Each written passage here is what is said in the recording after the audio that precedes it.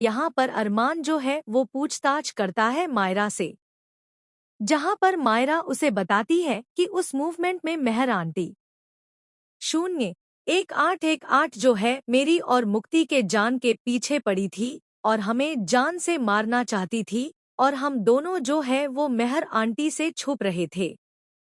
02525 लेकिन and time पर मैं जाकर मेहर आंटी से टकरा गई और मेहर आंटी जो है वो मुझे चाकू लेकर मारने जा रही थी।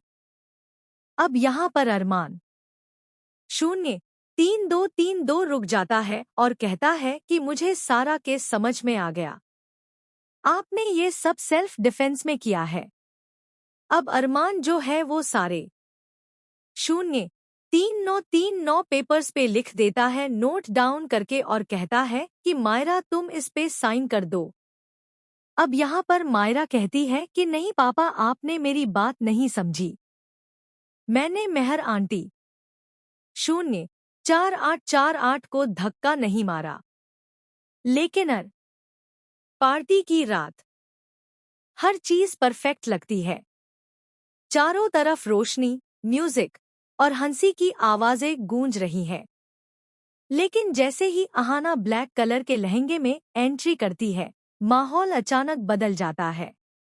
उसकी आंखों में एक अजीब सी चमक है, जैसे वह किसी बड़े तूफान की शुरुआत करने आई हो।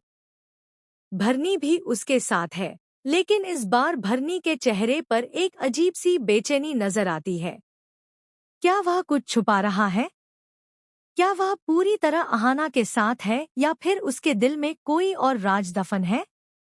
जैसे जैसे पार्टी आगे बढ़ती है, छोटे छोटे इशारे बड़े खुलासों में बदलने लगते हैं।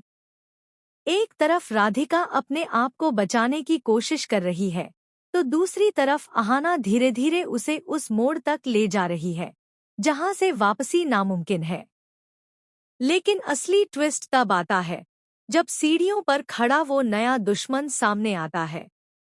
उसका चेहरा देखकर अहाना खुद भी हैरान रह जाती है, क्योंकि वो कोई और नहीं बल्कि उसका अपना अतीत होता है, एक ऐसा शख्स जिसे वह मरा हुआ समझ चुकी थी। ये खुलासा पूरी कहानी को पलट देता है। अब सवाल ये है कि असली दुश्मन कौन है, राधिका या वो शख्स जो वापस लौट आया है? राधिका का सच जब सबके सामने आता है तो हर कोई दंग रह जाता है। पता चलता है कि वह शुरू से ही इस पूरे